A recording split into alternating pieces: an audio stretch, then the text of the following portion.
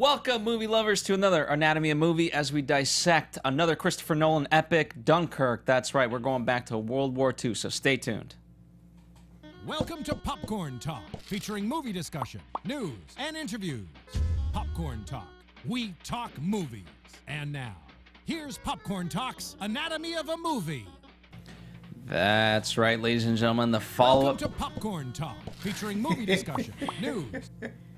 Want to take it again?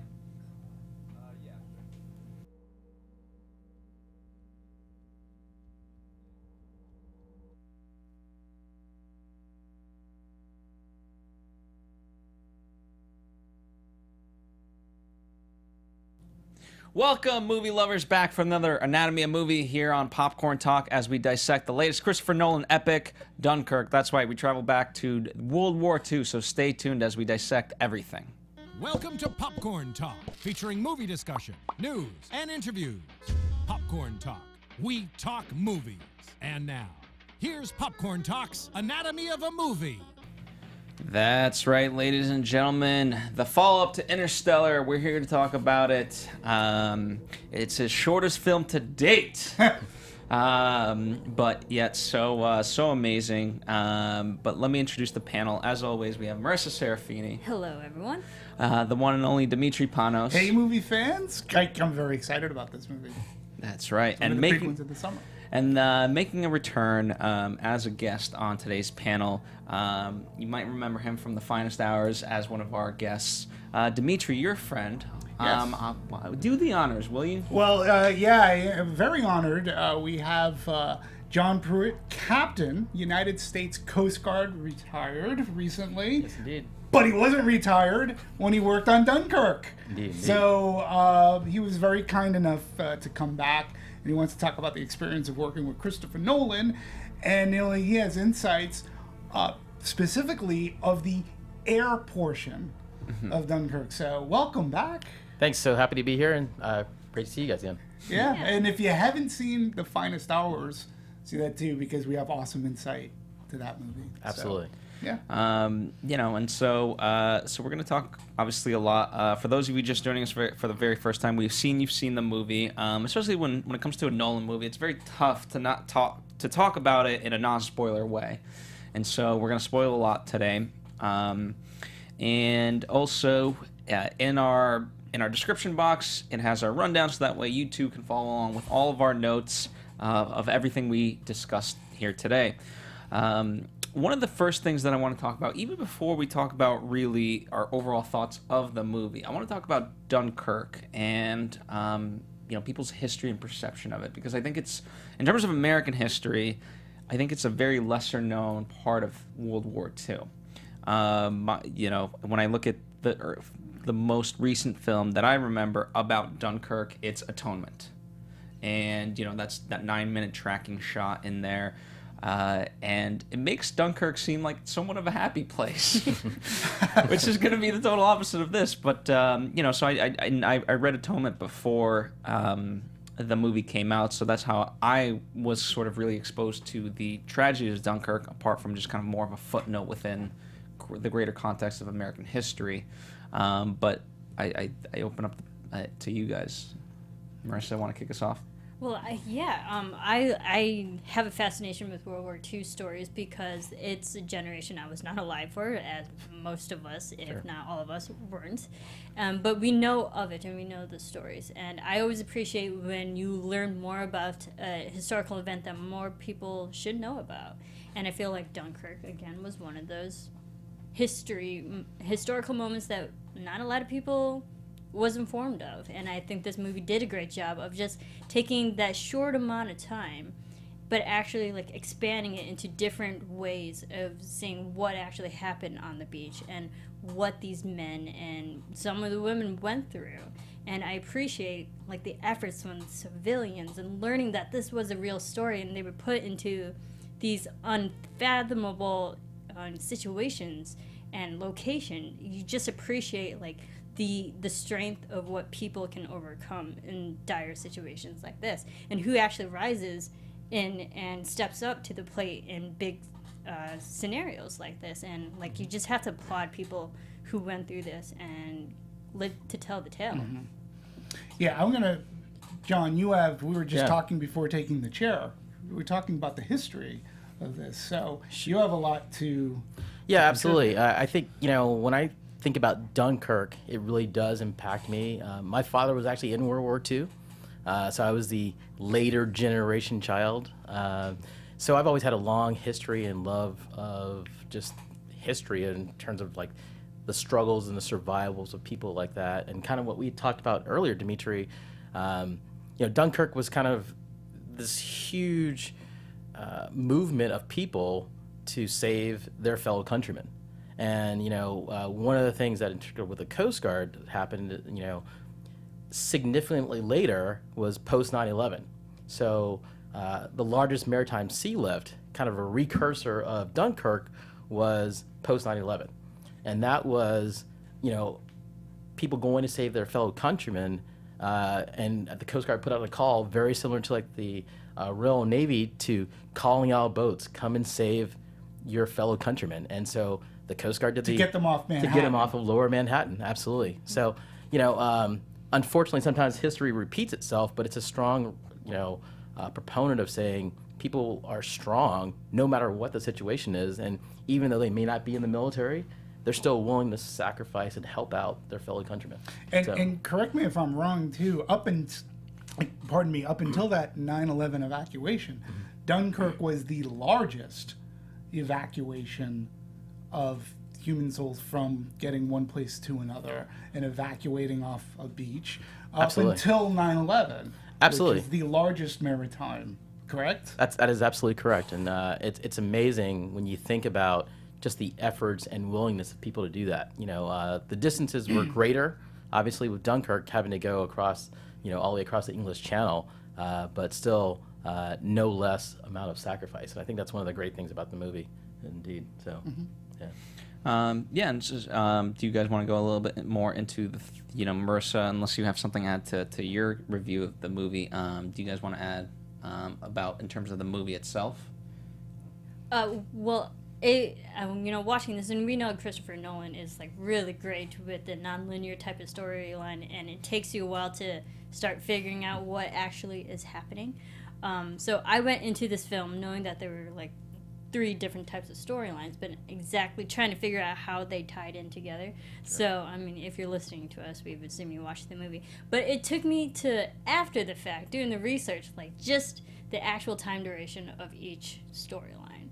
The land is 1 week, the sea is 1 long day, and the air is 1 hour in time span. Yeah. Had I known that fact, I would have figured things out so much quicker in this film. Yeah. But I think it was really smart how they showed it in the concise way that they did, and how it all, like Christopher Nolan does, perfectly match up to each other and still somehow make sense. Yeah, I have that as part of my review. I mean, we've talked about directors before that, how their previous work has brought them to this opus. Like, they couldn't have done this movie had they not done movies A, B, and C. I think that's the case here, too, because, for movies like Memento, from Inception, from Interstellar, all movies that deal with changing time and, and switching time and levels of time, brings them to Dunkirk, which, to me, it's a trinity. We've got a trinity in this movie going on, as you said, 1 week, 1 day, 1 hour. And I think it was masterful in a Hitchcockian way to me as to how it came together, and yet it was extremely suspenseful in that wonderful Hitchcockian way, and where each story was independent of each other, each story also intertwined and relied on another story for those stories to come into the fold and come to fruition and have their end, so to speak. Some tragic, some not so tragic. It's just so well done from a cinematic narrative, and in today's world, it makes it seem fresh. And for me, I just think, just to get a segue into opinion, I just think it's the best movie of the year thus far, and that our Academy, our award season that we're eventually coming to is going to have a high bar to live up to. Sure. And that says a lot, being that this is a movie that is released in the summertime. But I think that people are still going to be talking about Dunkirk, and hopefully they do not forget of what Christopher Nolan was able to put together. Yeah, no, I agree with you completely in terms of just the impact and the visualization of how great that the movie is. I mean, the recursive timeline, and just it all works. And honestly, I think if I had known the time factor before, it may have spoiled it for me. It was kind of neat to kind of put it all together in the end, kind of like, oh wow, it worked, and it really gives you this weird perspective of the men fighting, and you can see how their lives really just were impacted by time. I mean, it's, you know, the guys on the beach, they were fighting and struggling for such a long time just to survive, and you know, and not to negate the 1 hour of the guys on the planes, but that was struggle too. That was just a long day, and it carried along throughout the entire time of the movie. It was just impressive. So yeah. I appreciate, like, I think when you watch this movie, I think in a sense you win if you survive it. You know, I mean, it's one of those movies you're really exposed to those elements of that movie. You're not, I don't know, whatever preconceived notion you had, or at least I had, you're not there to enjoy it. You're there to just live through it and be like, oh, I'm glad I survived that. It is very much an experience, you know, of that. When was caliber. the last time you felt that? I mean, again, right.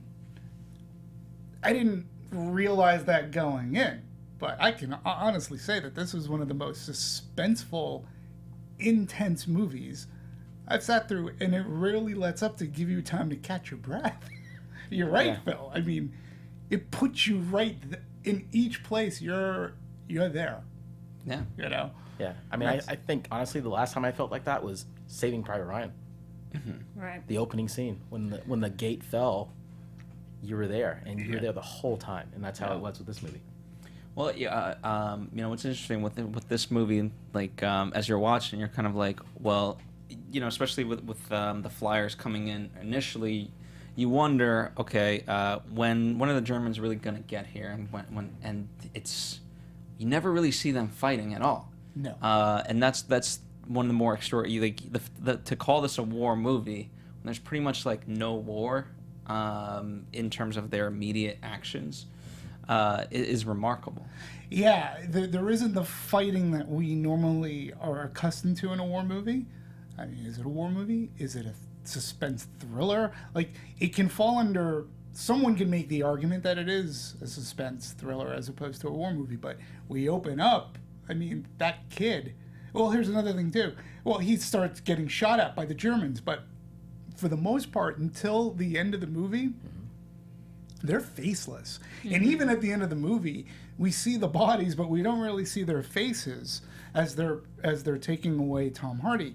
The other amazing thing about this movie, too, is how little dialogue there actually is in this movie. And not only that, from a writing standpoint, most of these characters aren't even called by their surname. I mean, if you stay for the credits, you realize that Finn, I don't know how to pronounce his last name, like Fionn, like Fionn Whitehead. Yeah, you don't even know what nobody calls him by name in the movie. You don't know. In how many movies do you follow a main character where you really don't know what his name is? Right, I was thinking the exact same thing because, you know, we're watching it. I remember thinking, like, maybe it might have been like 15, 20 minutes into me. I was like, I think this is the first person we've heard actually speak. Because everything, we're literally following this guy through the streets into the beach, and then we're watching him, like, try to get to the ship and stuff. We're following people around the actual location so we get a scope of the location. But we're not really communicating with each other in that way, and so, like, I noticed that there wasn't a lot of talking. It was really just watching people kind of live out their day-to-day business. You said it best. We're following, and Fionn's character's name is Tommy. I don't know where Tommy comes in at all, but we are following Tommy. We are following Mr. Dawson. We are we're following everybody. We're in the boats with them, but you're right. Tommy is the character that sort of gets a bit of almost everything. He's like the through line. That's like the one line. thread throughout the whole film that takes us to almost every location except for the air. But you see what's happening in air, and he's underneath it. You know, so. And it's very interesting how we come into the movie, because even Christopher Nolan has described Dunkirk as it's a third act. Like, there's no getting to know these characters. Like, I'm putting the audiences right in the thick of things. Things have happened previously, and that's obvious. And he's right. He's delivered an hour and 47-minute third act that has its own first, second, and third acts. Sure. It's very brilliant in that, and it works. I mean, I was on the edge of my seat.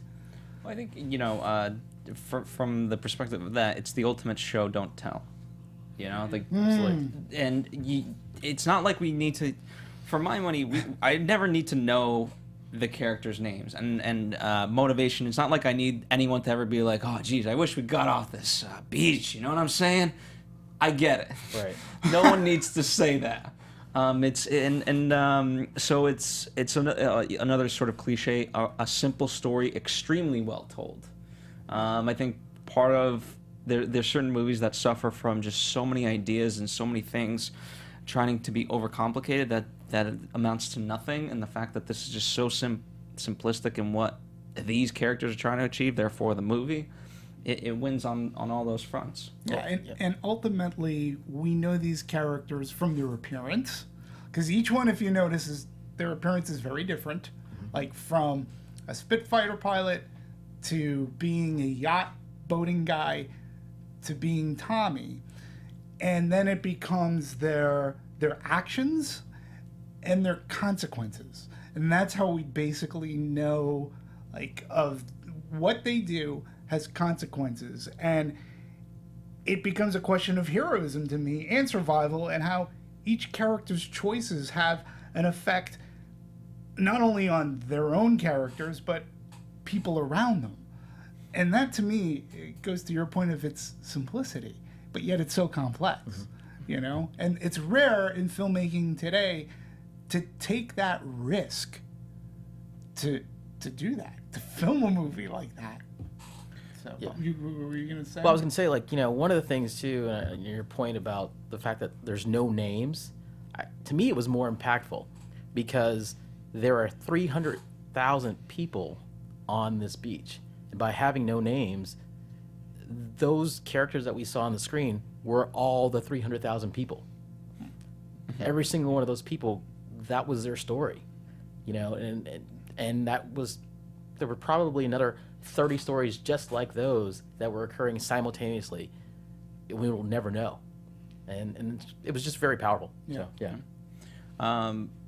Since we're kind of in story, I want to take a quick step back and talk about the development, really, of why Nolan came to this and how he sort of wrote about it. I mean, just from a simple jumping off point, he's British, and so it's ingrained into the British culture.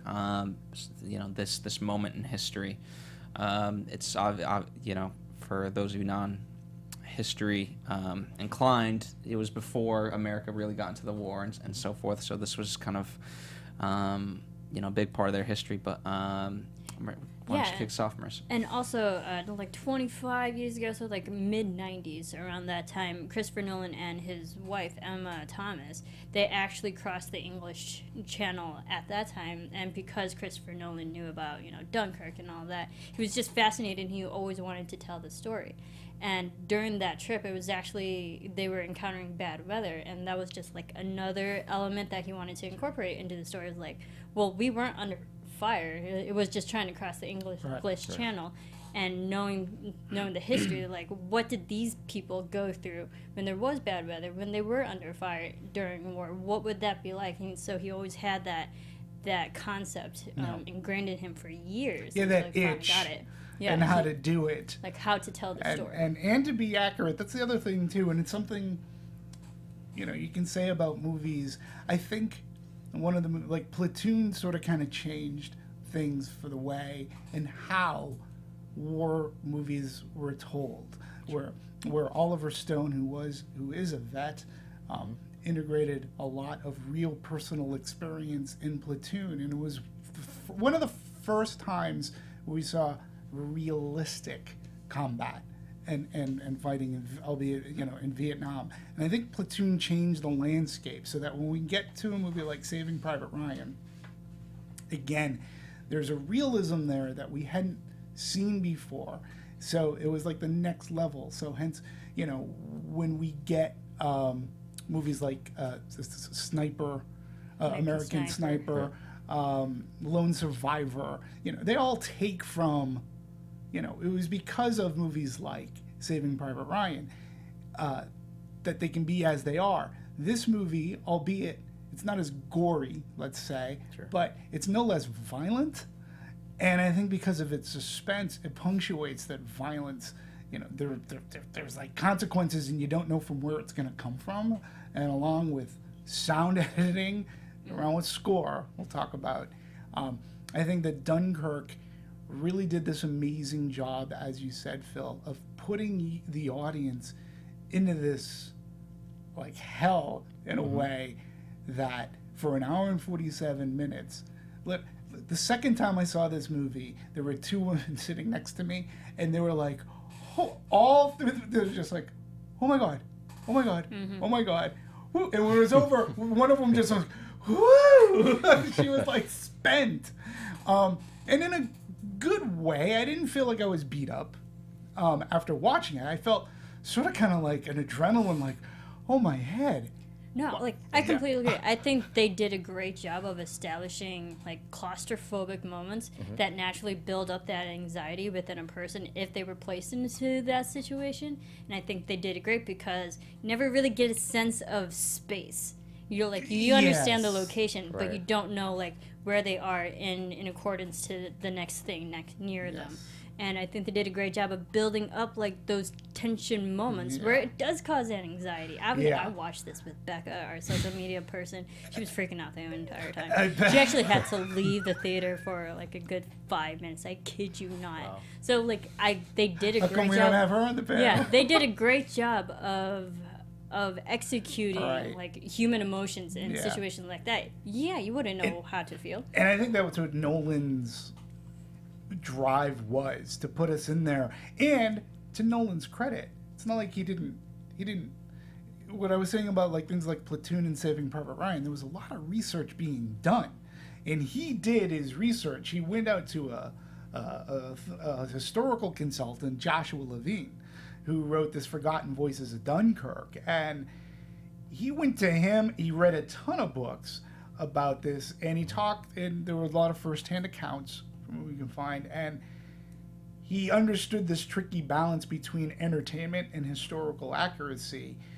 And I think we've talked about this many times before, when there's a movie of historical context, or if it's a quote-unquote true story, right? And we talk about how in some cases they cross that line. They cross the line of, okay, the marathon bombing movie, which we talked extensively, right?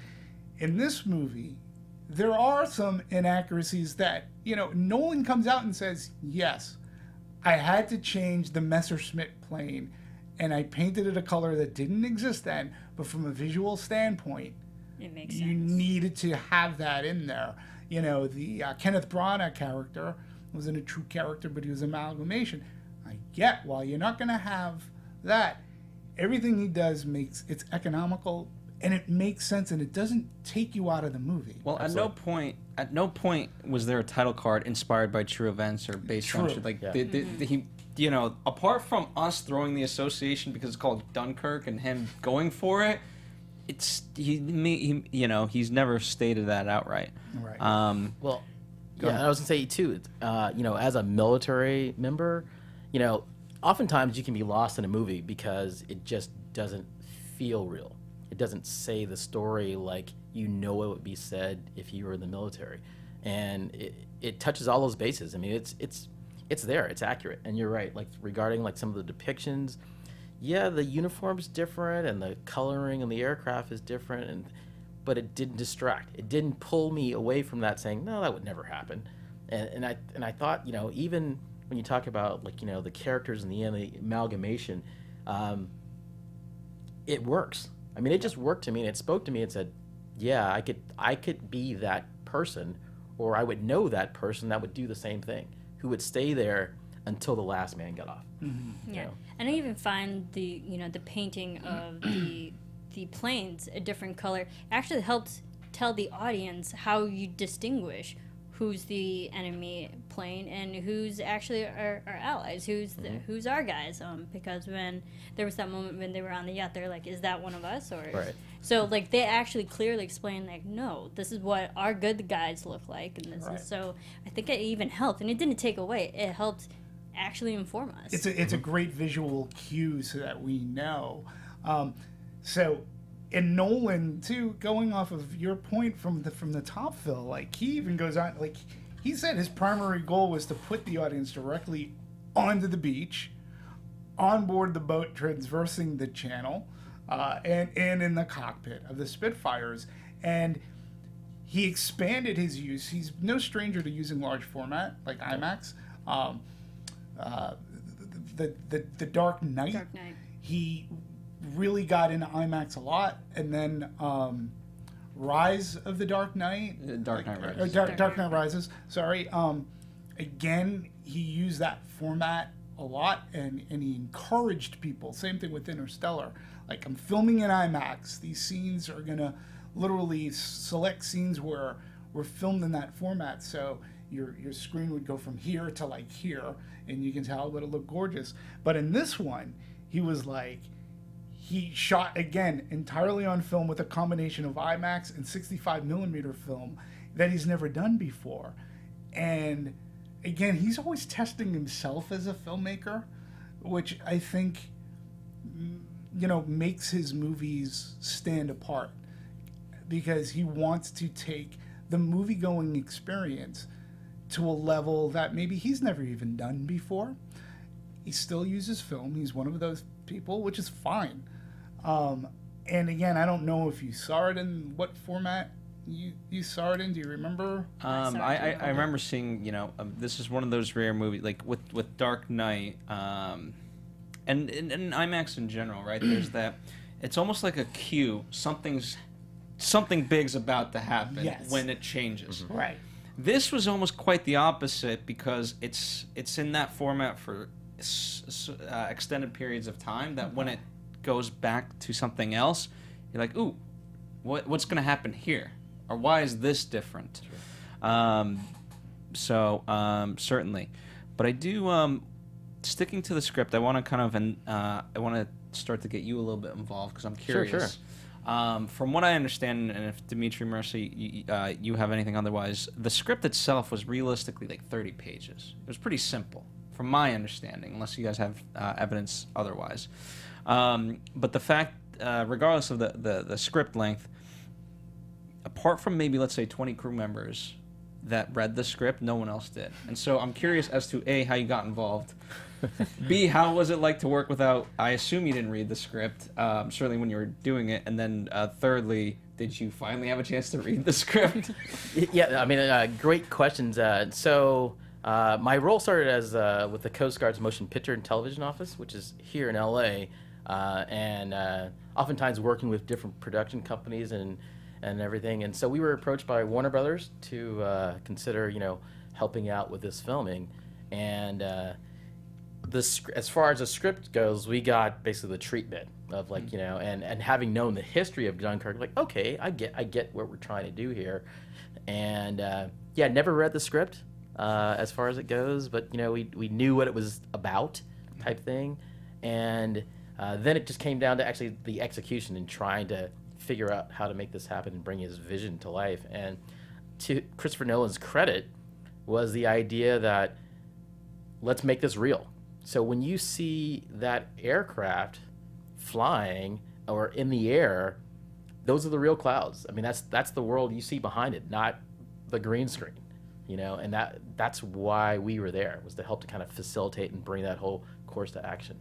So What was the vision, like, early on talks? I mean, you know, I'm sure, especially for a movie of Sure. this size, you don't just go into it. We'll try it. It's what so you know, because again, you know, for you it might be, you know, second nature at this point, but Right. especially for our audience and even us, you know, we're not exposed to that on a daily basis. Sure. I think, you know, where we shot there was in Palos Verdes, which is south of LA, and essentially on a cliff.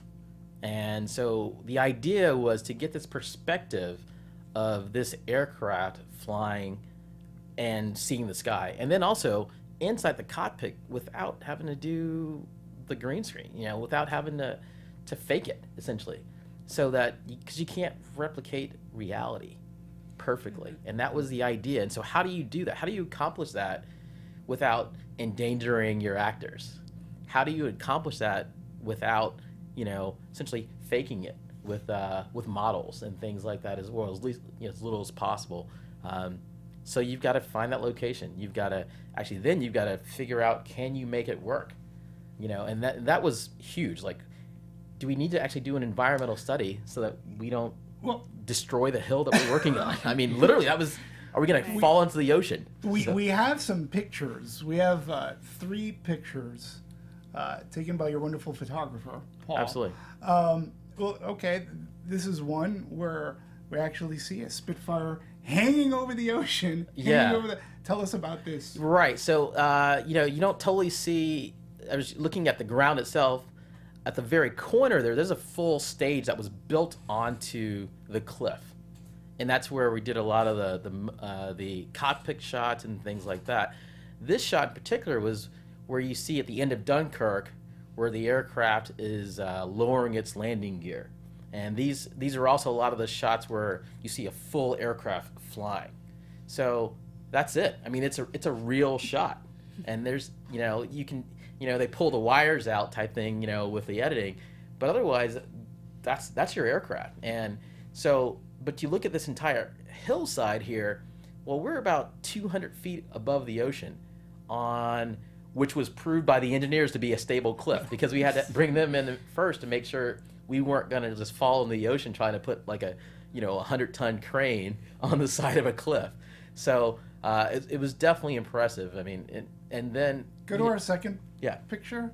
Oh, okay. Yeah. Is this the stage you were So talking this is the stage about, here, right? as you can see, and it, you know, you can see the various pieces of the Spitfire that were there were 3 sections to create the entire aircraft, and this is a different aircraft than the one that was actually hanging from the crane. So, you know, and they would pull the sections out depending on which camera shot they needed to get, but again, it was like, okay, we need a view of the ocean and the sky. Let's build a platform on the side of a cliff.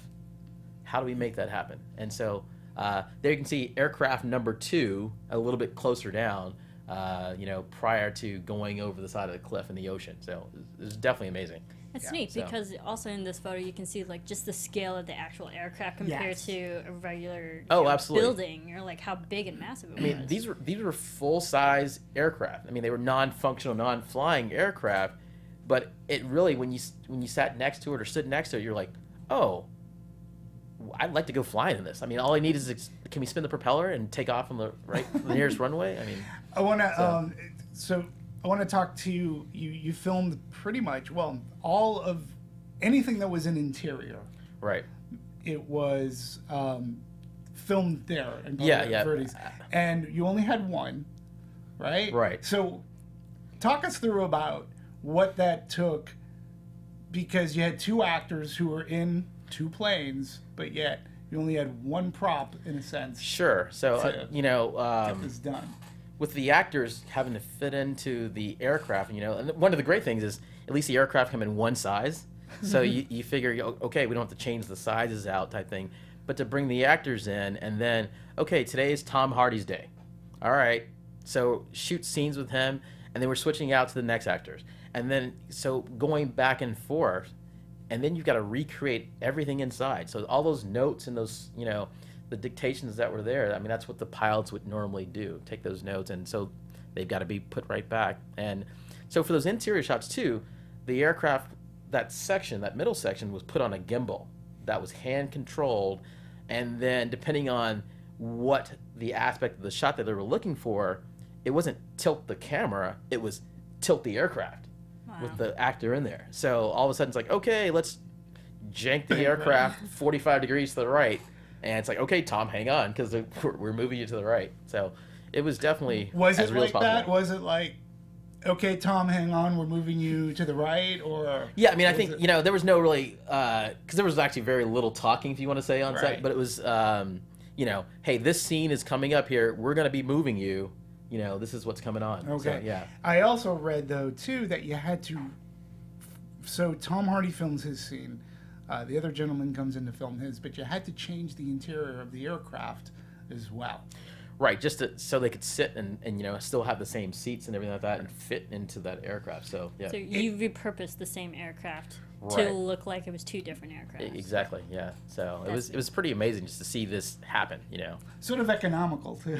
Oh yeah, absolutely. That happens on a lot of Sure. television stuff. I actually have a fun story. It's not really that much of a story, but in September of last year, 2016, I was actually walking around the WB studio a lot, and actually walked past the Dunkirk set. Oh, okay. They were filming, at WB because it's through that, and it was just a quick moment, maybe 2 minutes long, but we actually had to stop because they were filming. We couldn't cross the set or even around or make any movements as you would in filming.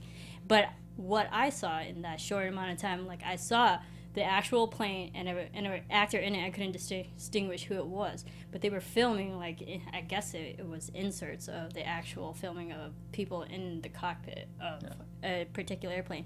But that was my only encounter with the Dunkirk production, and I thought it was pretty That's awesome. neat. We actually have cool. video of the production, and specifically tied to the Spitfire and the flying of the Spitfires, which I think is pretty cool. And it's Christopher Nolan. So.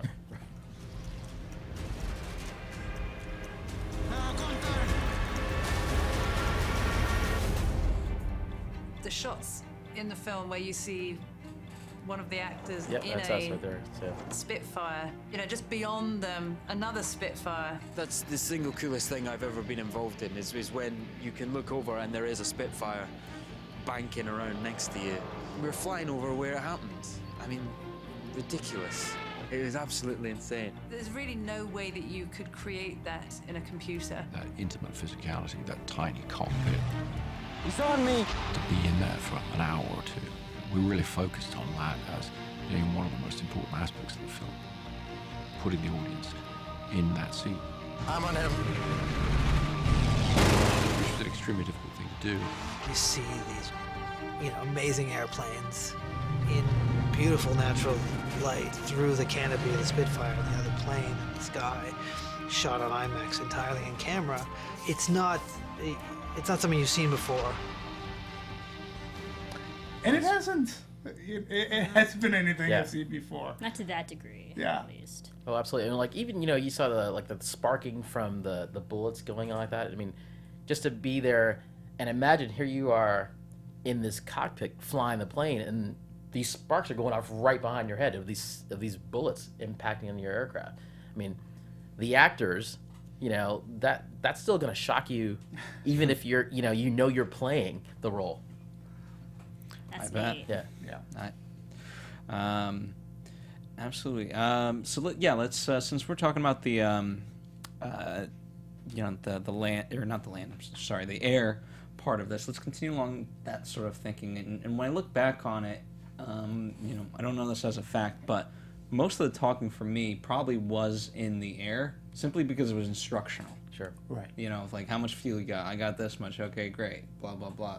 And that's that for me was a lot of fun, because it just it was talking for necessity, and it just kept going forward, and there was that such tension, because especially now obviously we get the timetable of things, but now there's another added element of oh crap, this guy's gonna run out of gas at any moment. Well, we know when, but sure. And what's great about that too is because how many times have we seen that the time bomb thing go, right? And sometimes it's cliche, but here it was really used as an incredible plot device, because it also brought out the best of our character, because he realizes he only has so much he calculates he only has so much fuel. He can go home. He can turn around and go home. But you see, and again, it's Tom Hardy behind a mask, right? He just makes the decision of, no, there's still something that needs to be taken care of. And right now, I'm the only one up here that can do this. And you can see it in his eyes that, yeah, I gotta go. I can't go home. To that point, what did you guys think? It's Tom Hardy as a choice. Obviously, he's worked with Nolan before, but people are like, oh, you could have probably cast anyone. And the reason I ask is because, for my money, he has amazing eyes. Like, the amount of acting he was just able to do through his eyes alone. I don't think, I'm sure there's somebody that could pull that off, but I think, Tom is an amazing actor just by that alone. Yeah, and Emma Thomas, the producer, actually had a say in the casting of Tom Hardy, because she herself said that Tom Hardy is such an expressive type of actor, because even if you hide half of his face behind a mask, you can still see the emotion being conveyed just via his expressions, and they wanted Tom Hardy for that reason. Yeah, and going out to him, it was like, listen, this is all we're gonna need you for, but it's integral. And he's like, that's it, that's all. Yeah, I'm in. I get to work with you guys again. I love that. I think the other cool thing is he, in a sense, like in some war movies, there's a lot of people yelling. Like, even if they're talking on a walkie-talkie, we got a bank left, or they're always screaming. A lot of people in planes, whenever they got a bank, it's like, him was like, he's on me, and he's like, I'm on him. And he does it with this casualness that of a professional fighter pilot that it added to the realism. And he was calm, cool, collected, but you could see his gears turning and trying to, okay, what do I have to do next? How am I going to get this bandit down? And yeah, brilliant. Absolutely, and I think that struck me, honestly, again, as that military mindset and of thinking, like, the professionalism of, it's purposeful. There's not wasted communication. And I think that's probably when you get to the lack of dialogue, because it wasn't necessary. When you're fighting in a plane and you're trying to figure out where this enemy is to stay alive and also to maybe shoot them down, you can't spend all day talking. And so all you can do is tell the specific information that's important. And that's awesome. And his eyes gave that up. It was perfect. I agree with you about his expressiveness in his eyes. But the other gentleman too, I thought, did a really good job. Jack Lowden as Collins, I thought he did a really good job. He had his mask off more. Did you folks get the wonderful cameo? Did you guys? Because don't forget that there were 3 Spitfires. There was the commander. Did you catch who the commander was? I did not. But you never saw his face, but you only heard his voice. It was Michael Caine. Oh, yes, I did read that. Yes, Michael Caine. It was Michael Caine. It was like and he was a fighter pilot and back to Britain, I believe. So it was a nice little sort of homage. But again, another Nolan favorite. And as soon as I heard his voice, I was like, that's Michael Caine. I wonder if we're gonna. The voice. He would have been might have been too old, but it was great that they used his voice, and it was interesting that they go over his plane, but there was no shoot, and then it was down to 2 and then 1. That plane crash was in the water. I really liked Loudon for the short amount of time we saw him, because we saw him like almost drown too, and just the audience is like in the cockpit drowning. And that gives you that sense of like, oh my God, I'm gonna die. And I thought that was it was great watching, because you felt for this character too, because this is a real story. Pilots went down like this in World War II all the time, and so to actually get that sense of like the drasticness of it all and the gravity of what they went through, I really enjoyed. And I was glad, I was happy when they saved him. I was like, thank goodness. Yeah, same here. Thank goodness. And it goes back to his character's adventure arc ends when he crashes, because then he goes on and he intertwines into another story. He goes into the 1 full day timeline. So he's in the hour, but then he traverses over, and he plays a part in that. Yeah. Right. And that's what I mean about the intertwining, where they're each all independent, but yet their consequences, their actions end up leading into something else. Did you notice? All right, so there was a scene when they're first describing, when they're setting everything up. So the mole, 1 week. The boat, or sea, 1 day. Air, 1 hour. And when we first see our Spitfires, there were 3 of them, going overhead, they go over a boat. And I looked down and I was like, that's the yacht. That's the yacht that we just saw in By Sea.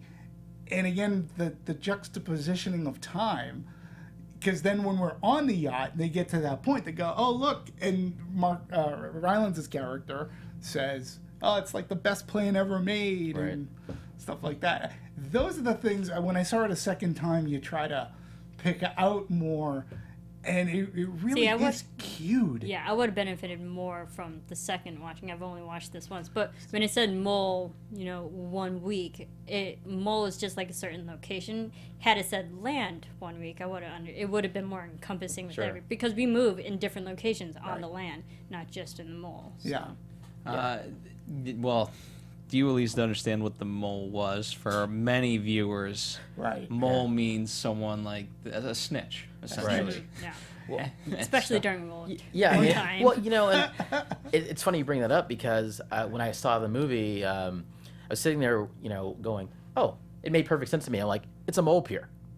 But as a sailor, that's what you'd call it. You wouldn't call it a pier because of what exactly it was. It was actually a mole. And, sitting there in the movie theater, it was like, I had to lean over and go, that's actually the pier that they're talking about.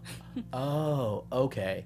And people were a little confused in that, but I think it still kind of added to this is it. This is we wouldn't call it anything else. Right. Mm-hmm. And so why would I change it to just inform the audience? And that's Nolan's. Yeah, exactly. That's Nolan's explanation. He goes, well, that's what it is. And it's funny, and I caught it on my second viewing, when that little title card comes up, it's directly over the mole pier. It is, Absolutely. exactly. Absolutely. You got the visual enhancement of what it is, the I'm not gonna reinforcement lie. of what it is. I was as smart as everybody else. As soon as it said the mole, I said, oh, okay, one of those two is a spy. We're gonna have. He's gonna be. Oh, he's not going underground. Oh, he's the spy. And I expected World War II tropes of the like, I'm over here. They're over here. Bomb this ship.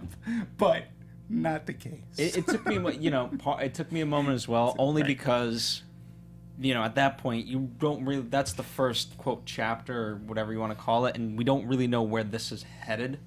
And so it isn't until later on, once you understand, okay, here's how we're gonna do this story, that you're like, oh, okay. So, but at that point, it's a little too late.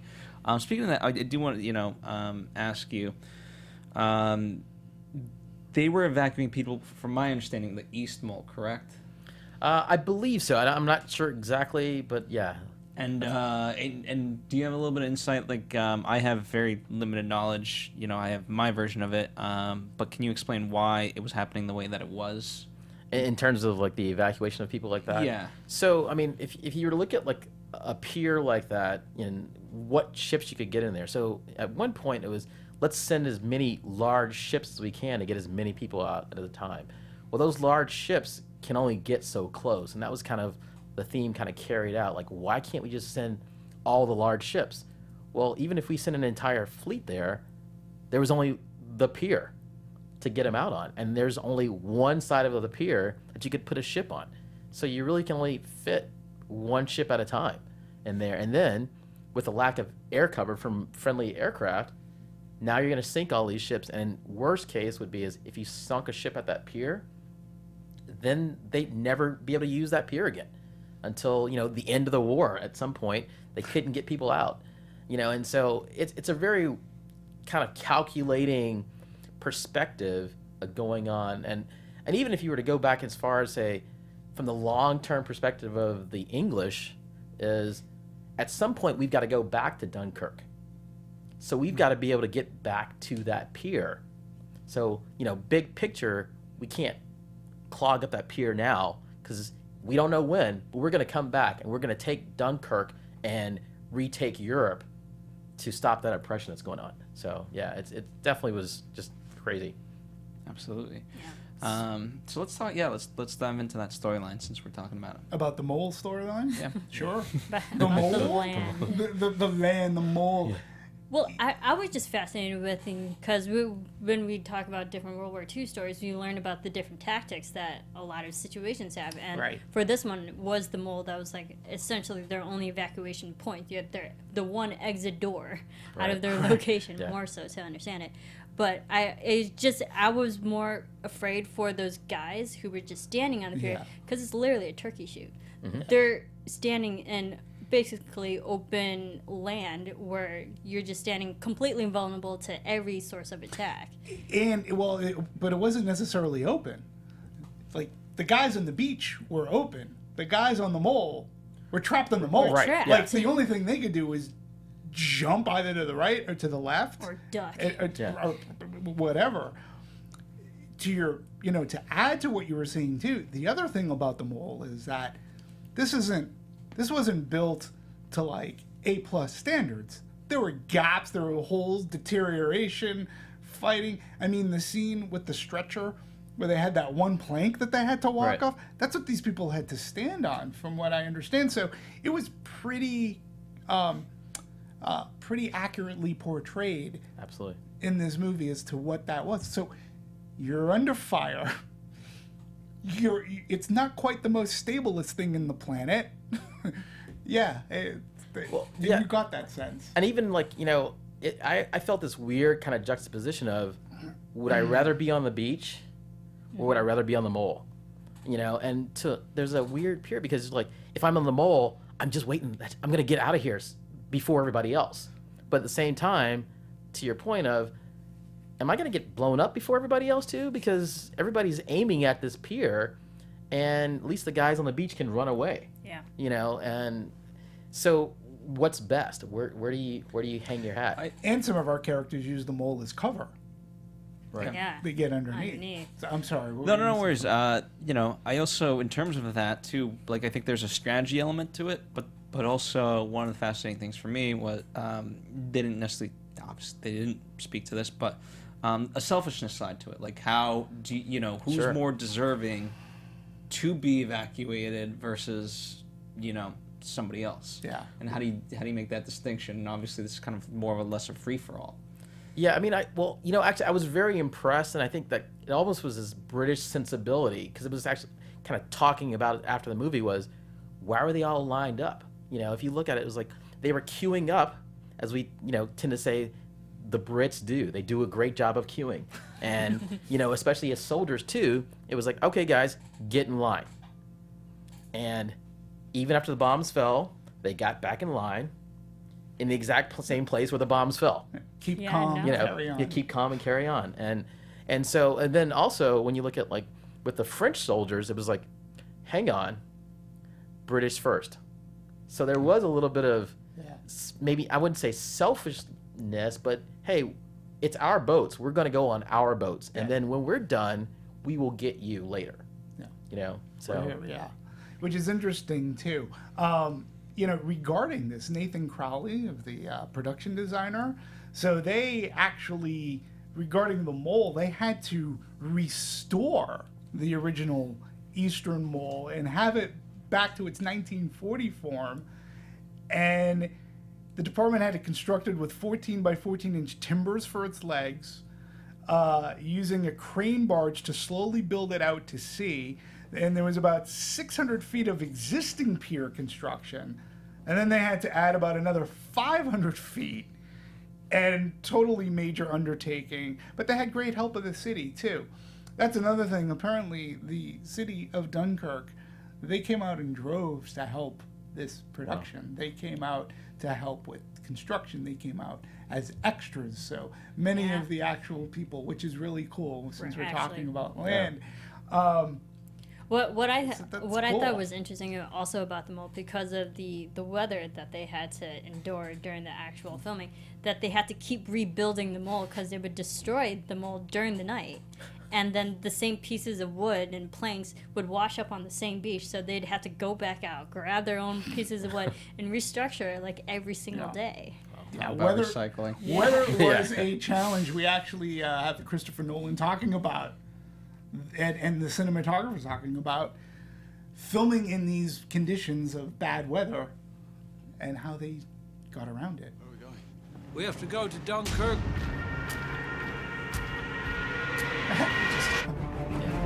First 2 weeks of shooting, we had huge storms, and it was wet, it was raining, it was cold, but I mean, we were shooting our best material there, you know. We were always struggling with those elements, and the tide would always come in faster than you would think. Swing of the tide, as indeed in the original events and the story of the film, is a major, major factor, because the swing of the tide is colossal at Dunkirk. Chris and I were like, oh, let's go and shoot, let's go, let's try to shoot in this. It's a very extreme sort of extra element to have with you, and that always takes you by surprise. We ended up on various occasions coming in the morning and finding that bits of our mole had been washed away overnight. And we were basically rebuilding the set while we were shooting something else. That's very much the Nolan way. We're out here to work, we're here to sort of live it a bit more. Being out on the mole when it's windy and rainy and you're kind of getting lashed and battered is quite trying. In a good way, though. It's going to look amazing. And it did look amazing. Another cool aspect I felt of the beach area were the flybys of the German planes, the Messerschmitts. Yeah, the Messerschmitts. Here was something that the sound effects. Again, normally when there's a bomb drop, it's that. Oh, those are the Stukas. This actually. was the Stukas. Stuka dive bombers, yeah. And the sound effects of those bombs was much different. Like when Tommy first comes to the beach and he's walking, all of a sudden the Stukas come and he gets down, and it was like that. It was just that high pitched hum, and it was like, or a whine almost of these bombs, and then they went off. Yeah. And when it hit that the one person who was shooting up at him. Oh my God. And I gotta tell you too, in 70, with the sound in the theater that I saw it in, it was as immersive as can be. But I just noticed that it sounded different than any other war movie that I listened to or have watched before. Did you have that same feeling when you were watching that scene at all? Like when the bombs are dropping? You know, I mean, there was so much to take in that I'm sure it was part of it. I was just taking in the larger whole, and just that experience overall was so different that I didn't have time to process, okay, what is different? I just knew it was. Yeah. I think for me on that, it was the silence, because everything else was quiet. Mm-hmm. You know, it was just this plane coming in, preparing to drop a bomb, and people were running, and like you mentioned, the gentleman who was fighting back, but that's it. There was no ancillary, there was no talk, there was no time to do anything else. But right. you knew it was coming. You just didn't know if it was coming for you or the next guy. Yeah, which was also terrifying. Yeah. I love the shot where, because it was near the beginning when they first dropped the bombs and everyone's like running, but that like kind of a domino effect of all the sand blowing up, and I thought that was great because it is all practical type of explosion, and I thought it was just cinematically it looked great because it was coming closer and closer to the actual screen and closer to our character and to the audience, because that really immersed you into just the chaoticness that's just going on the beach. Yeah. It was a great scene. And the other thing I thought that Nolan did really well was, and again, it was from some of the limited dialogue that we had, but when our soldiers go to commandeer the beached ship, and they get there, and and again, you're trying to think of the scope of this, because it wasn't just like this section, it was an entire beach area. But add to that, as they go there, they're saying, somebody says a line, something to the effect of, we're out of the perimeter, look out for the Germans. Yep. Like, they could be anywhere. Like, because we're outside of the perimeter. So, and that just gave me an idea of there's a perimeter, okay, and if there, wow, so we have to be cognizant of where we're at, and it's like when we start off with Tommy in the town, and all of a sudden he starts getting shot at. He's well within that perimeter, and when he jumps over, or actually he sees, he goes, "Hey, I'm English." I was like going, oh my God, that scene was so intense, and jumping over the fence, and then he gets onto the beach. It is a whole new thing, but then you realize how big this beach is, you know. Also, the end of the movie, the landing of the plane, too. I really like the fact that they did establish like their actual location, because the first shot really you see is the map of this is you, this is everybody else where you're surrounded, and I'm like, it just showed the small little spot that everyone's stuck in, and I was like, I thought that just putting it on paper in physical form, like you understood that they are surrounded. That actually happened. Yeah. And the original pamphlet looked a little bit different. Again, that's something that Nolan elaborated on to make it so that you understand. So he added like red and whatnot. But yeah, that leaflet. Could you imagine just walking and you catch this leaflet? It's like, we surround you. And I'd be like, oh shit. Am I in a bad place? Like this isn't good. But it's like the enemy taunting you too. It's like you're surrounded. Don't yeah, go I mean away. that's marketing from the other team to say, absolutely. hey, you're screwed. You're screwed. Well, it was. I mean, that's like psychological warfare. Like, you could just stop and give up, and maybe you'll live. But if you keep fighting, you're gonna die. You know, and it also has a major impact on, you know, the morale of the troops that are there. And, I think you're right, though. I mean, that scene where they're walking down the street, the thing that struck me also was these guys they think they're safe. Right. But they're outside the lines. They're like, wait a minute. Oh, are we in a bad spot? And then they just start falling. No. Yeah, the gunfire, too. Yeah. Like, you're just... And we're within the first 5 minutes, you're like, oh, shit. Yeah. Well, to your point, I mean, what's not evident in the movie, but just from history, I know what a struggle it was just to get to Dunkirk. Sure, absolutely. You know, like that in itself was survival. Like, you've made it here. Oh crap, it's not over. Now you gotta leave. Well, yeah, I mean, and I kind of imagine putting myself in their situation, going, "Hey, we've made it, but wait, we're stuck. Now, when are we leaving? Like, they told us once we got to Dunkirk, we were going home." No. And you're not.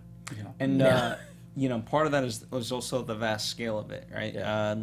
You know, when you talk about 300,000 soldiers, you know, and they're all in the same. You're like, oh wow, we're backed up. And what I loved about you know, obviously they couldn't reach that number, but 6,000 people nonetheless ended up on that beach as extras. Yeah. That's a lot of people. It's a lot of people. Right. You know, it's certainly not 300,000, but to be able to, you know, in terms of when you talk about production, that's a lot large of people scale. To corral. There's also the tragic irony of it all being that you can see home, right?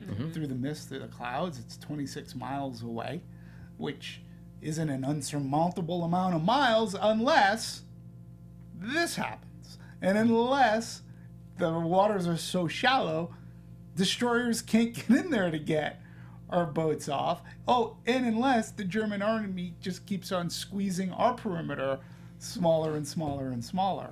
26 miles then just becomes, might as well be the moon. Absolutely. Absolutely. You know, I can see the moon too, but it's hard to get to. Yeah. From where I'm sitting. So, yeah, the beach sequence or the mole sequences were, again, fantastic. Yeah, I really enjoyed the beach. Just a little bit about the production of the Yeah, beaches. yeah. That because they were putting actual like explosives, controlled explosives into it. They actually had to survey the whole ground to make sure there weren't any like leftover bullets, because they were actually filming on the beaches of Dunkirk for that exact location. So they had to survey the ground to make sure like no bullets or shrapnel pre-existing was there, and they had to like dig out holes, put in the explosives, and then actually put like clear filtered actual of their own clean sand on top of it, so when it exploded, it wasn't exploding debris, it was actually exploding like cleaner sand. Little production thing that you don't think of. No, that's pretty awesome. Yeah. Absolutely. That was neat. But Christopher Nolan does. Yeah. But yeah. Which He makes gets him people special. to make sure all the details are handled. Yeah. Right. And he knows what he wants and how it's going to look. To what you were saying, Marissa, too. That scene where blast, blast. And for a movie that's not in 3D, I really did feel like they were coming for me. Yeah. Like, you know, and Tommy is like, oh shit. And then that guy dies right in front of him, and he realizes that was the last bomb. And it's the first 5 minutes of the film, and so Right. you're like, okay, it's going to be that kind of film. Yeah, and then also another great intense scene was the sinking of the medical ship as they're getting the people off. You know, of course, the Germans breaking the Geneva Accord and hitting a medical ship. You know, and it's push it away. We can't have it sink into the mole. We can't have it. And then what do we do about that line? What do we do about the hurt people on there? And he's like, Well, what can it do? Like, that's the irony of it all, because like, if you had a more medical emergency, you got onto the first ship that got you out, but that doesn't mean you're safe. Right. Well, absolutely. You know, you see, the two main characters that are fighting to get this one wounded soldier to the medical ship, to safety, to life, and he's made it. He's the lucky one. He's gonna maybe live, and then you realize that no, he's actually not the lucky one. It would have been better if they left him on the sand. Maybe he would have had a better chance instead of drowning. And again, I think that's action and consequence, because maybe I read it differently, but the way I read that is he was their ticket out of there. Oh, he was, absolutely, yeah. He was definitely the ticket out of there. But he paid a penalty also. But that's a consequence of their actions that they have to live with, that you can tell Tommy this is something that he has to bear. He was trying to get off, and now he put somebody who is already wounded, and now he probably for sure killed him. Yeah. For his own, I don't want to call it self-preservation. I don't want to say selfishness, but there was a self-preservation which you can understand the motivation for. And you don't go, geez, what a jerk. It's like, no, they were getting him on a medical ship. So. Survival. Yeah. Survival.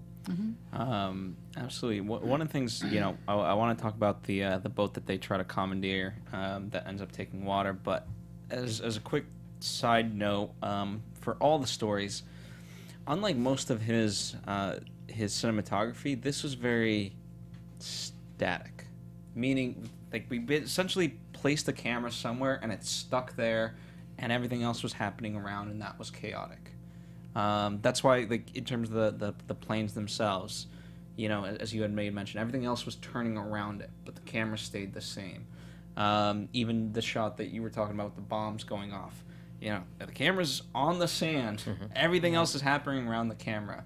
So I really kind of appreciate that, and I think it's a little bit different than most of his cinematography. For that reason. Well, and I think it puts you into the thick of things better, other than if you have a moving camera, which is the camera's perspective and what the director wants you to see. But if it's locked down and this is what you're seeing, it puts you into that perspective in a sense. And I do agree with you. It looked different than some of his other movies. I liked it because it also showed the distinction of, because the whole movie really is about survival of the outside source, the external forces that are trying to attack you. But inside the ship, it was more so the humanistic aspect of like who's good, who's bad. You got that human element of type of survival, like, do I trust this guy, do I trust that, instead of the outside explosives that could kill you. It could be your own fellow man that could kill you. Right. And I thought that aspect of the movie was a different shift that I actually when they enjoyed. when they went on to the ship that was the adrift, ship, when they were had trying to to go off. wait it out. And that to me is a very lifeboatish, Hitchcock's Lifeboat kind of, we've got a spy on board, and it's trying to prove that you're not a spy. But then it turns, once they realize, and once it's found out that he's French, he's really not a spy, he's just trying, they still said, well, he's a frog, he goes. And Tommy's like, no, he's on our side, we can't do that.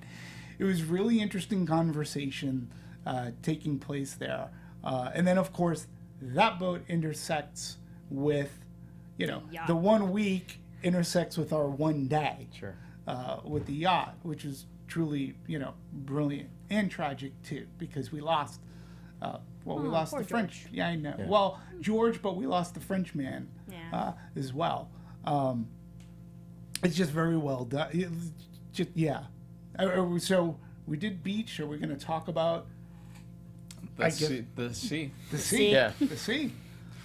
Let's talk. You're like, poor Georgie. Yeah, poor Georgie. I felt bad for him. But the Moonstone yacht, for production, they actually purchased that yacht because they knew they were going to put it through a lot of production, rigorous, things. So they just bought it so they wouldn't have to worry about, like, if they destroyed it, insurance or cover that. So they bought it so they can do literally whatever they wanted to it.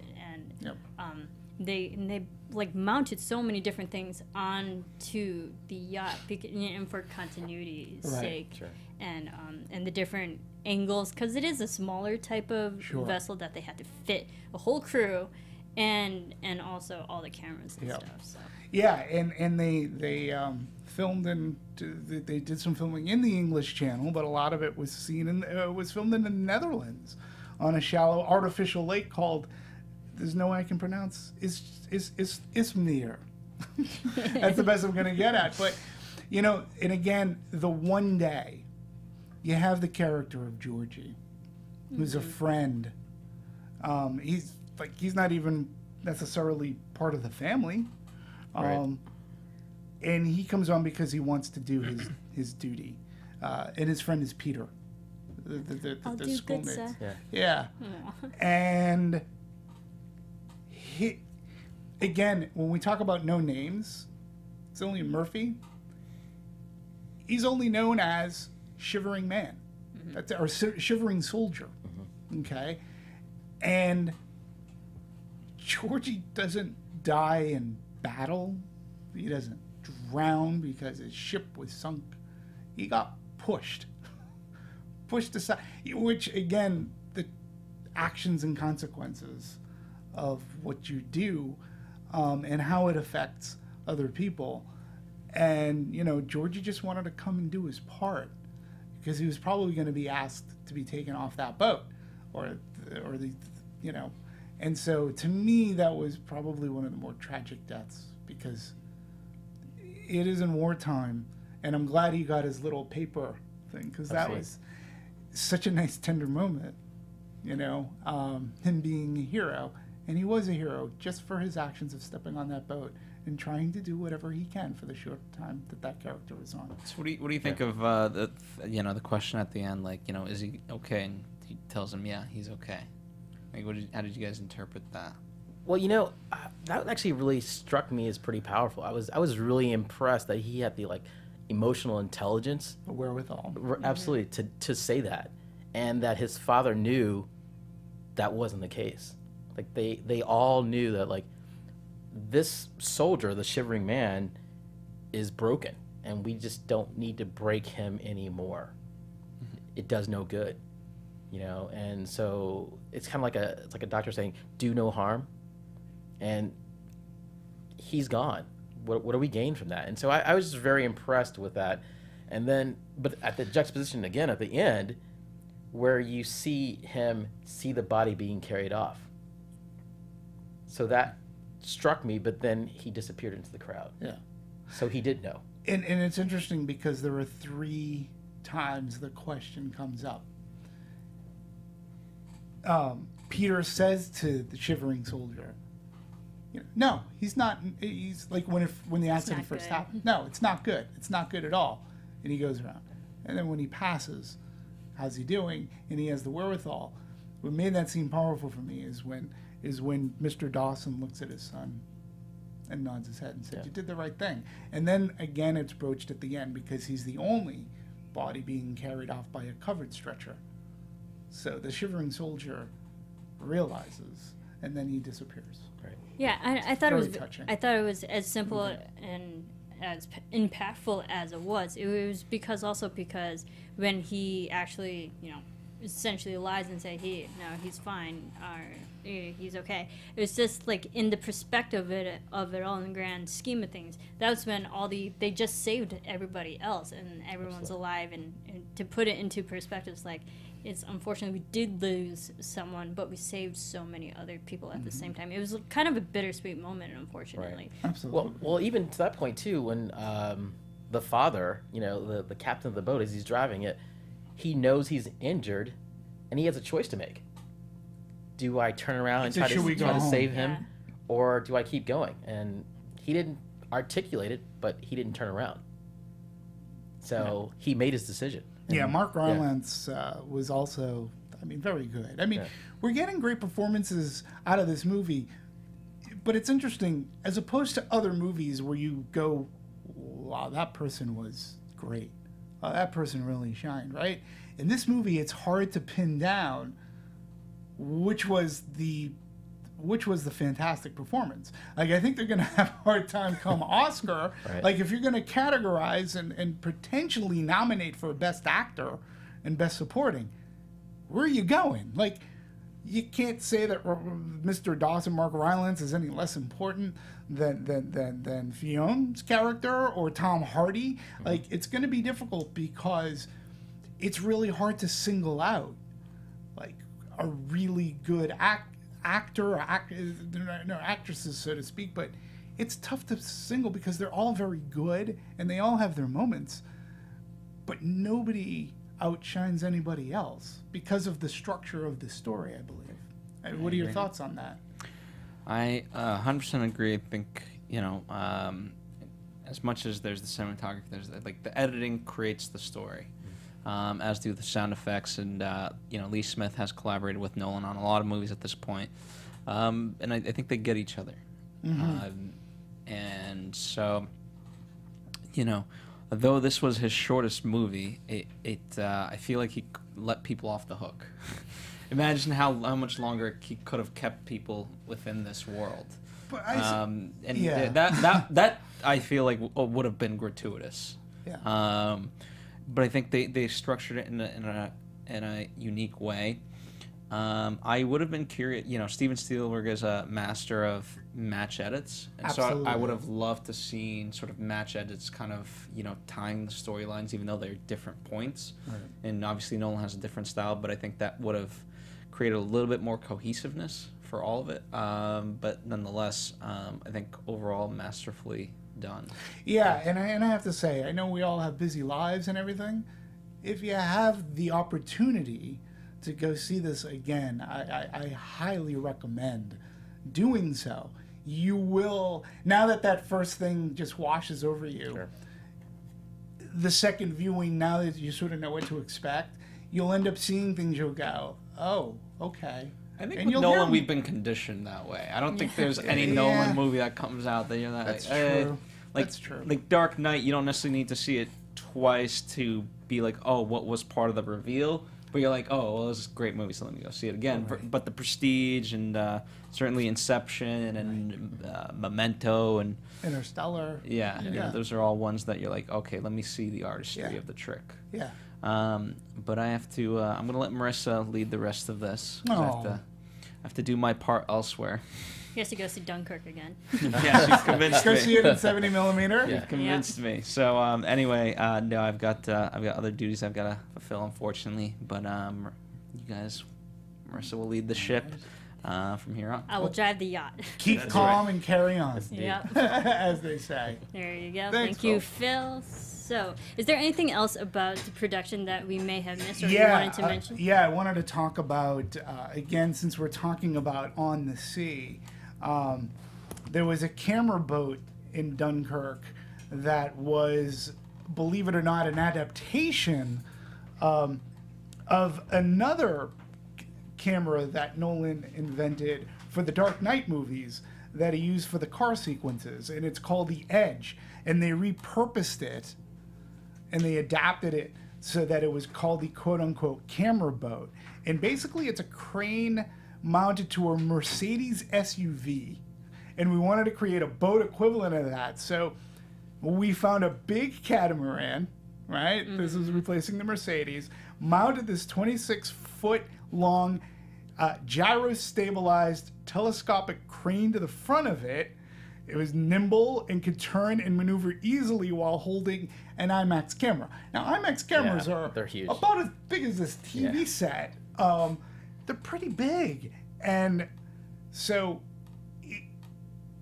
getting to use it, everything is slower on a boat, and you can't hold your position. And being able to design the camera to do this, that was like a really big thing for them to... Right. The fact that they had to find a big enough thing to mount it on and mount the camera on speaks volumes. And I'll even say, I mean, I've done lots of on-the-water shoots, and if you think it's hard enough to shoot in a stable platform, like you mentioned, try doing that where not only is the camera moving, but the thing you're trying to film is also moving. No. So, you know, the whole aspect of what you're doing is just changing constantly. Filming at sea is what nearly drove Steven Spielberg mad on filming Jaws, and almost made them rethink of like, what the hell was I thinking of?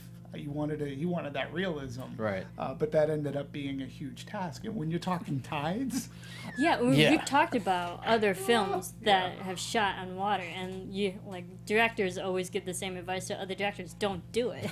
Right. For that exact reason, for weather, inclinations, for continuity's sake and coloring, and we talked a little bit about the fact that they had to deal with all the weather and storms. Right. But even because of Dunkirk and the actual location, that the weather and coloring was different and would mess with continuity. Sometimes it'd be really foggy, and then there'd be moments where the sun would just pop out for a minute, but would mess up an entire shot. Yeah. So, and those are other things that they had to endure, let alone, finding your sea legs. And filming scenes in the channel or in the lake, it also meant that other departments had to be out on the water, forming their own flotillas. So, in addition to the camera boats, you had safety boats, makeup and hair boats, wardrobe boats, and even more. Even meals had to be ferried out to cast and crew. It's a lot of boats. But unlike a land-based production, it wasn't so easy to move out of the way. When Nolan moved the camera for a different angle, every time you shot in a certain direction, all those boats would have to be moved so they wouldn't be in that shot. Yep. Huge. And again, these are the things that you don't think about. Moving a 600 crew in different boats, now move over here. Yeah, that's so a task. On the production's biggest day at sea, during the week they filmed the little ships, there were as many as 62 boats gathered on the English Channel, and the filmmakers were extremely gratified that among them were some of the boats that had actually sailed from England in 1940 to rescue the men. So the ships recreating the courageous and historic journey for the films of the Caronia, Elvin, Endeavour, Hilfrenor, Mary Jane, Mimosa, which you saw the Mimosa, right? I didn't realize these are the actual boats. And MTB 102, New Britannic, Nyula, Papillon, Princess Elizabeth, and IIS 1 were actual. I really appreciate it. The fact that they went with authenticity, and it just makes the movie a lot more special when they had the original. Doesn't it make the boat a character now? Each of the original things had cameos in this movie. What a proud moment for the owners. Oh, absolutely. It's a testament to the craftsmanship. Well, that struck me, honestly, when I saw the credits roll.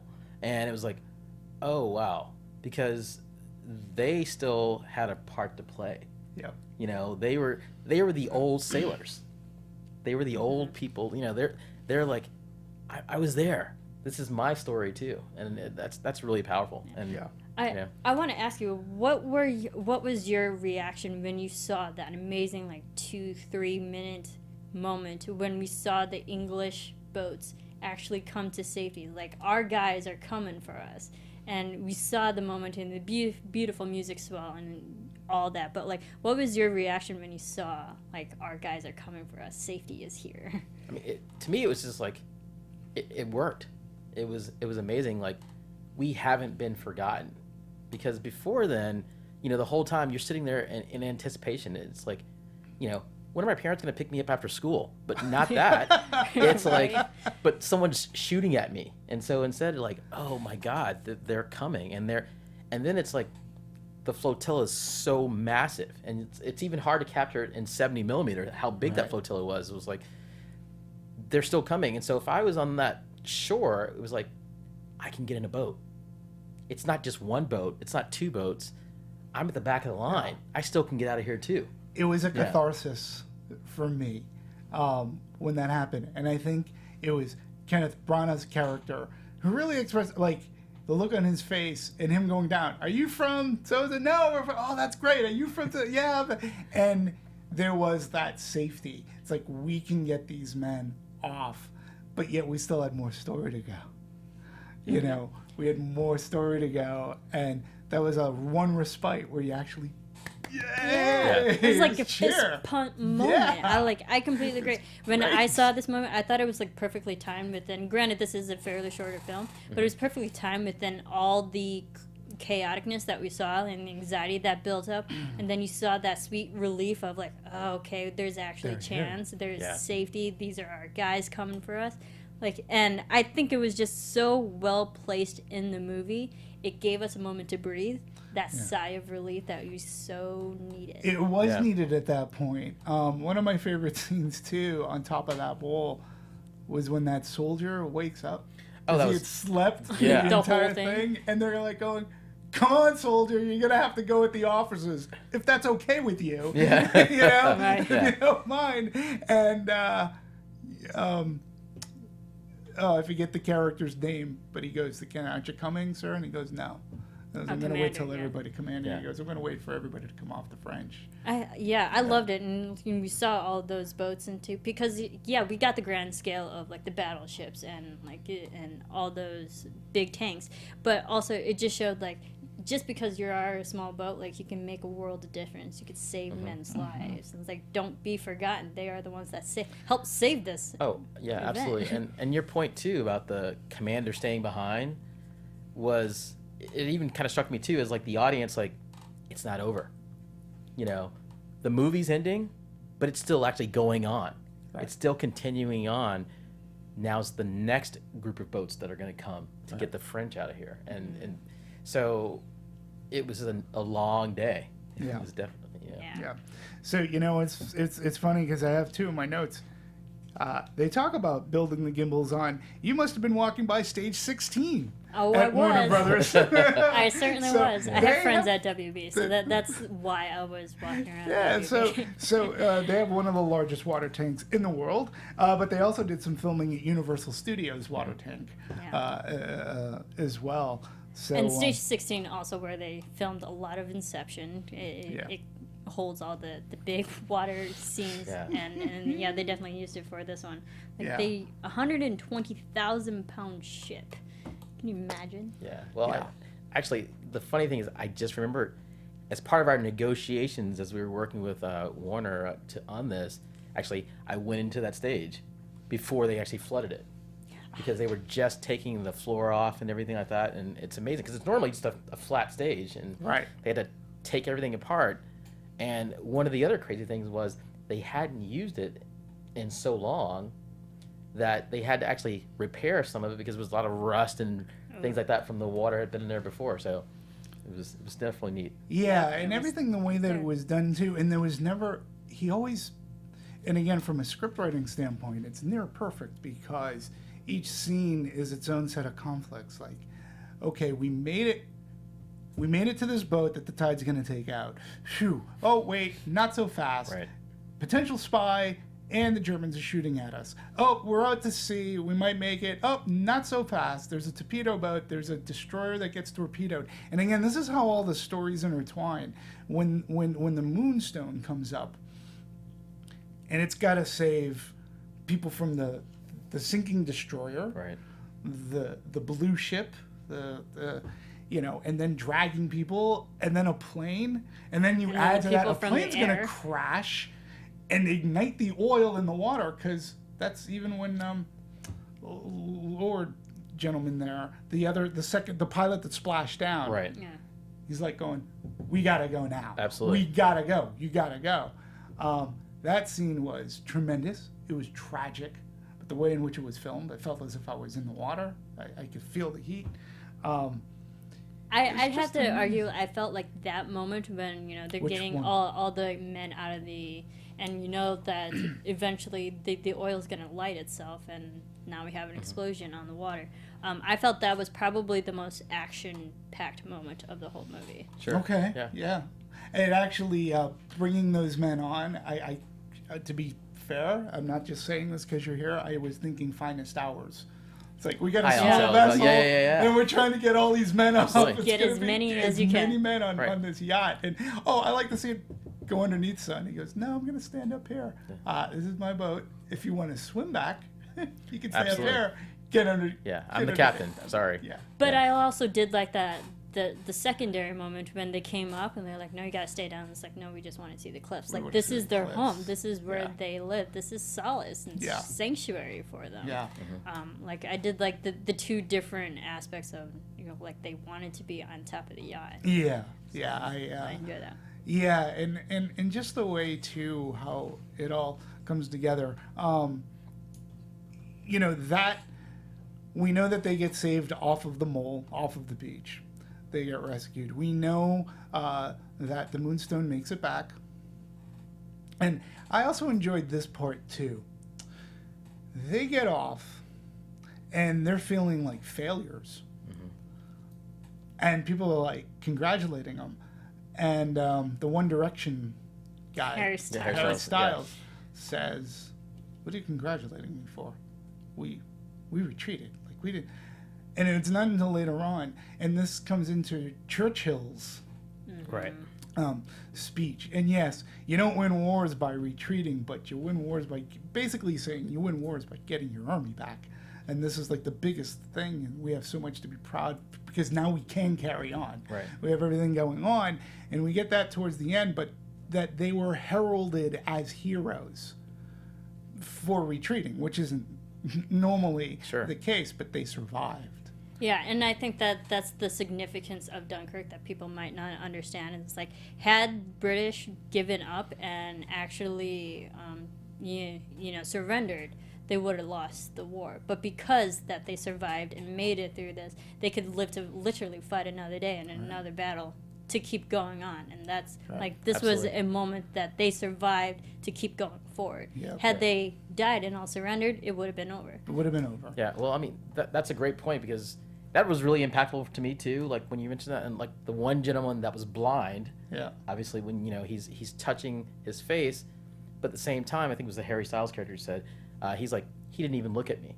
He didn't realize that he was blind. He thought the guy was like, I'm disgusted by you. Go away. Right. And instead it was, I just can't see you. Instead, I'm here giving you water and blankets because I'm proud of you, son. Yeah. Like, I'm happy you're back, and we're gonna go defeat that Nazi horde next. Yeah. And it was great to see when the train pulls in, guys tapping on the glass, giving 2 beers, and Tommy's reading from the newspaper. But I also like how it ends on Tommy's face, which is still a thing of, what the hell did I just go through? Like, we do get to carry on. So, one thing that we haven't, so we talked about all those ends, but we didn't talk about the air end, which was interesting. Now, we talk about when talk about the air. When they get the fist bump you were talking about. Right. Okay, so we've got our pilot out of gas, out of fuel. He's ghosting. He goes over. He sees them all, but he notices another plane, and it's so well done too because we go back to the mole. We see people's expression going, "Oh shit, we're gonna get bombed! Like, this is it. We're gonna bomb everybody." That's it. And then all of a sudden, the plane explodes, and Tom Hardy's plane goes by. I was like, that was like, that's awesome. But like, even the guys on the beach were cheering because like, I think the whole theater like. Yeah, it was such a great moment. Erupted from there. But then, like, after it happened, I was like, could a Spitfire really do that? So I did. I looked it up, and I fact-checked this. Gliding? The gliding I mean, he was out of fuel for a little while. Yeah. And he was actually trying to look to land. So, basically, a Spitfire, according to BBC, reported that after the war, attempts were made to make Spitfires break the sound barrier. So, And then what's more, in USA Today, a Q&A with the pilot posed the question for how far a jetliner could glide if the engine quit at 30,000 feet. And he said about 100 miles or so, depending on wind and all that stuff. So an older, smaller plane like the Spitfire would cruise at only 20,000. And it's 78.5 miles from Dover, England to Dunkirk. So even after the Spitfire's dogfight, the distance it traveled in the film without a propeller was well within the range of possibility. Wow. Incredible. So it is realistic. Yeah. And again, sort of a tragic because now he's a prisoner of war. So I like how he blew up the plane and he was just waiting because he knew, you know. But it also showed like the heroic actions that a lot of pilots go through. That, absolutely. Like, they put the decisions they made. the decisions to save other people before their own. You really applauded that because he had so many opportunities to turn back, but he purposely kept going forward. Absolutely. Yeah. So I like that. And one thing too, I think we really have to talk about too, because it was such a part of this movie, is the score. Yes, Hans Zimmer's score. Hans Zimmer has redeemed himself with me because he's a lot of his soundtracks lately have just been sounding alike. Bombastic, loud, overpowering. Maybe. Overpowering. The score in this actually was a part of the movie. It, for me, the score built and maintained suspense, and there was a constant ticking, tick, tick, tick, tick, tick, that was put into the thing. Which, my trivia. It's also in the trailer. Yeah, it's actually Christopher Nolan's watch. Oh wow! That he recorded and he sampled and he put in. I just felt that, and I have the soundtrack. But that's like the sorry, no. That's the overlying theme that they keep reiterating in the film. Like time is something that we don't have. Yeah, and I just think that this score is so much a part, literally, is so much a part of this movie.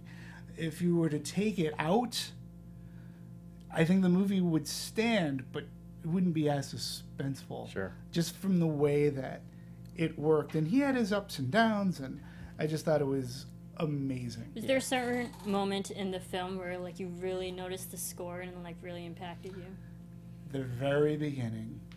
The very, very beginning, because it started off so quiet, and then when the shots started, and then you're off to the races, and we're on the beach, and then I was having a hard time figuring what score, what sound effect, what's coming in, because it's so melded in, and that's where, to me, I was like, the score is ingrained into this movie. It's a part of it. So yeah, well, I think I was almost I had almost a little bit different perspective in terms of the score. I liked the fact that it wasn't so Inception-like, where it wasn't so overpowering, that I really just felt like, is there an actual score? Because I don't know, did they actually play music in the whole movie? Because it was so integral that it really just, it worked. It didn't like take over and stand out. It was just like the score to your life. It's not overpowering you. So how about you? I think it was the moment when we saw all the English boats, and you know that they were coming for our guys. Sure. And because there was no words involved, it was just like literally just a montage of all the boats coming, and all you hear is music, and it really helps enhance your emotions. Like, I think so. Safety is here. I couldn't agree with him more. Like admittedly, I got choked up at that moment. Yeah. I was like, I couldn't agree with you more, and I can't. I don't know. I can't think of a movie as of yet this year. Like I did like the Wonder Woman score a lot. The music in Baby Driver, albeit not score, but it was music set to that movie. But this score was a living, breathing part of the movie. Its actual sounds seemed to be sounds that I could hear from the ships or from the planes or from whatever. And this was all part of the score. I thought it was really Hans Zimmer's, one of his best pieces of score. Yeah. Didn't rely on the bombastic. Yeah, there were moments I can clearly tell it was Hans Zimmer. I didn't even need the credits to let me know, because we're so used to his music now that there were honestly there were a few bars that I was like, oh yeah, this is Hans. Yeah, there were a few bars that sounded like Dark his Knight-ish. a little like his other previous work, but I was okay with that because he does have his signature in his composition, you know, like as all composers do. But I didn't feel overpowering like some films have been. Yeah. The music came in at all the right moments. So let's get into the numbers of it. Yeah. Before we Absolutely. wrap up, Demetri. Perception. So as of July 27th, so as of today, Today's 28th. 28th, I'm sorry. So yeah, we only have yesterday's numbers to account from. $74 million, $74.7 million. Not too shabby considering thematically, this is not a superhero movie. It's not a pure thriller. It's not an action movie. It's not a John Wick kind of a movie. This is a war movie released in the thick of summer, which is a very odd time to release a movie.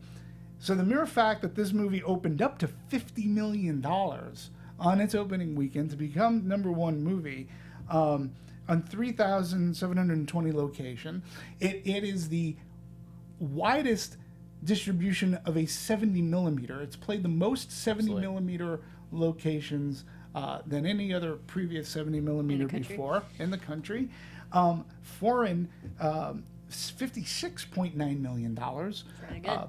So it's doing really solid. It's got a production budget of $100 million, which I feel that they should recap. I think the word of mouth on this movie continues to build. It has a little bit of competition going into its second week, considering there is an action movie, Atomic Blonde, that's coming out. But I mean, 92% on Rotten Tomatoes. Solid. A- on Cinema Score. And again, we are talking like a war movie that's done different. Narrative threads are different. You have to pay attention to this movie. Not too shabby. I mean, the perception, I think, people I've spoken to have felt the same way. Right, and you also have the added factor, you have Christopher Nolan, who's already well established as a director and for his narrative, non-linear storytelling. And because, coming off of the Dark Knight series and Interstellar, he has built a following that people just want to see his movies because he does make great films. Oh, absolutely. And I think, honestly, the cinephiles that I've talked to and have seen and were witness to in the theater, they wanted to see it too because of just the whole cinematography that they could expect with the 70 millimeter. They want the cinematic experience. I wanted to ask you something about the releasing of this movie in summer, because this is something that I thought a lot about Dunkirk after watching it. Do you think they potentially released it in the summer as opposed to closer to the award season, which may have been, well, look, you plant flags very early on, so there may have been a time that they could have gone out in October, November with this movie, right? But I was thinking, geez, was somebody saying, if we release it in the summer, we're playing against the superhero movie. We're going to give audiences something different to go to, so that when they go see Dunkirk, when they're done with their movie experience, they're going to come out going, oh my God, I just saw a different movie. Nobody was a superhero. I saw something that was different that I haven't seen all summer long. It's technically an original film compared to all the sequels that we have. Yeah, and you can't franchise it. Well, it was a breath of fresh air, honestly. Yeah. It really was. I mean, it had been so long, I think, since I'd seen a movie. Yeah. Not just, an actual, cinematic experience. Yeah. Where I could be part of instead of just watching. Yeah. I think also, yes, because a lot of summer films tend to get overshadowed by the Academy Awards because it's not closer to that season. But I think it also maybe added to the fact of the actual storytelling and when it actually historically happened, because it happened in May of 1940. So maybe closer to the summertime, it makes sense just for the story of it. Right. Sure. And it is a good time in the summer. People are just in the habit of seeing a movie every weekend because it's the summer blockbusters. Yeah. And again, add Christopher Nolan to it. Right. I think it has all these factors to it that can make it a successful movie no matter what time of the year you're releasing it. Yeah, I think its uniqueness sets it apart from anything that I've seen too, which this is what I hope is going to carry it through award season, because by the time we're in July, August, September, October, November, December, January, Like 7 by months off. October, well, I'm just thinking October, November-ish, even December, they could be releasing this on Blu-ray. Right. Potentially, because we're still in the summer, where most of the Academy movies are coming out that time.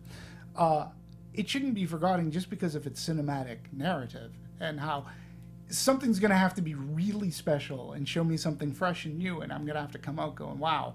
I'm not saying that there was going to be bad movies, or I'm saying there was probably going to be some damn good movies that we're going to get, but they're going to have to now equal Dunkirk. Well, I mean, that's I was going to say, that's a great way to look at it, too, because now everything that comes out is going to be compared to it. Mm-hmm. You hope. Right. Yeah. That's, so you've we got... have short memories. Especially when like we watch movies every single week. We're absolutely. In the time span that is our media industry. We're immediately going to forget. Yeah, absolutely. And which is sad. But also, I'm going to make an early prediction that Dunkirk is already going to be nominated for Best Picture. It has to take one of those 10 7 slots. months. Mark it now. Time stamp it now. I'm saying Dunkirk is already going to get nominated for Best Picture for next year's awards. I have that in my... It has to. It has to take... It has to. It has to. Yeah, it's in my review. You have to. I mean, it has to take maybe one of the even 10 not slots. for the acting, even though we had solid actors in it. But admittedly, no one's going to the theater because says, I'm going to see this because Tom Hardy's in it. I'm going to see it because Mark Rylance says it. They're great actors, no less. But this film, like, wins on so many technical, editing, sound mixing, score. Hello, Hans Zimmer. He's going to get nominated too. Throw that in there. Christopher Nolan for Best Direction. Yeah. Why not? Yeah. Like, this film, just in filmic standpoint, from an artistic standpoint, it's going to get nominated on so many different things. Yeah, I hope so. And I just don't want it to be forgotten because it is doing its commercial sense, but it's not like your commercial movie. And again, I'm not slamming superhero movies, but I think when we get a Dunkirk kind of movie, it is a breath of fresh air. But it's a good cinematic experience. And even to add to that, another Christopher Nolan film like Dark Knight. Dark Knight was the reason why the Academy Awards expanded from 5 films to 10 films for Best Picture. Yeah. And that was a summer movie. Right. And they're going to do that again with Dunkirk. Rewriting the book. Yeah. So, it's just, I don't see it being forgotten. And I think it's set a very high bar. And again, I think... Listen, for me, I was having a conversation with our good friend Ian Geiser. I was driving up here, I had a great conversation with him. Always great to hear his voice. And we were talking about how the second half of the summer for me is when we're seeing actually some really solid, great movies that have been different. They've been showing us like fresh, exciting. It's a good reason to go to the movies. And again, I say with Dunkirk, if you haven't already seen it again, I urge you to go see it. We just told you the whole movie. Yeah, but see it again. I urge you to see it in a 70mm if you can. And I'm telling you, you're going to come out of there going, oh my God, yeah, look at how that crisscrossed. And look at that person who's over here. It's genius in editing and writing. Yeah, a great, solid film. Anything last words about this film? Thank you so much for joining us. I'm sure you had a lot to, say, especially being a part of it. Now, because you were part of the production aspect and you saw some of the filming, now seeing it after the fact, what were your reactions? Or did it live up to what you think it was going to be? Oh, absolutely. I mean, it really blew me away. And I think, actually, so being on set with Chris Nolan, first off, to say the dedication to actually making these scenes and the commitment to getting it right, it just came across when you actually see it on the big screen. And I was like, okay, a lot of work going in here. All right, get it. And then it's like, oh, wow, it was a payoff. And that just was so impressive. And it's just a commensurate, of the fact that he's an artist when it comes to his craft. And that's impressive. Did you have a nice, great sense of pride in seeing in the thank yous? It was United States Coast Guard. Oh, absolutely. Yeah, I mean, it's it's definitely one of those great Hollywood things, when you sit there, as we all know, of okay, we'll watch the credits to see everyone and say thanks to the people that are doing it. But then it's oh yeah, thanks to see that. It's nice. It's just, it's just that little bit of like appreciation. Like, thanks for your efforts. Yeah. Yeah. Pays off. Well, thank you for being here too. Yes, I thanks so know much it's- for joining us once again. My pleasure. Thank you, Pretty guys. good. Love to be back. So do you have, because I know you're retired, but like, do you have any other projects that you might be working on or like consulting on? Yeah, so I've got some ideas of some TV shows and the movies. We're kind of working on with some folks. They're kind of developing some ideas, and hopefully maybe we'll be back here to actually talk to you guys about them. There we go. Yeah. Well, you're welcome back anytime. Yeah, absolutely. So, Thank you, guys. Thanks again. All right. Well, thanks everyone for following us. And again, you can download our very in-depth, detailed rundown with all the information that we may have skipped over due to time constraints of the show. But thanks for joining us. Where can we follow you? At DMovies1701. There is one thing. I should mention that Harry Styles. For all you women that we were watching us, sorry, we didn't talk much Harry Styles. I will say this, however, the screening I went to, number one, the first thing I thought was, why the hell are all these, like, teenage girls here? Like, and then when I figured out, like, wow, he brought teenage girls in to see Dunkirk. Did not know that, yeah. Yeah, Wow. so, he was very good in this movie, I have to say. I didn't know about his history. I don't listen to One Direction. I'm sorry, no slight, but he was a good presence in this movie. So. All right. And do you have Twitter? Any places people can follow you? Absolutely. You can follow me on Twitter and Instagram, all things at what it says on my license plate, actually, at Pruitt. That's Pruvet. I love it. Yeah. And you can follow me on Twitter at Serafini TV. You can follow the Popcorn Talk everywhere. At the Popcorn Talk, follow Anatomy of a Movie at Movie Anatomy. We do updates of what movies we'll be covering every single week. We still have the second half of the summer to cover, so a lot more to talk about. And you watch it 7 months from now. This movie will be nominated on so many different things. I called it. All right. Awesome. Thanks everyone for tuning in, and we will see you for our next dissection. Take care.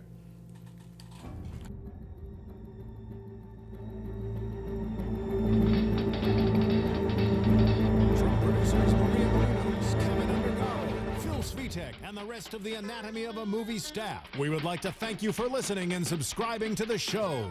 If you have any questions or comments, feel free to email or tweet us. I'm Sir Richard Wentworth, and this has been Anatomy of a Movie.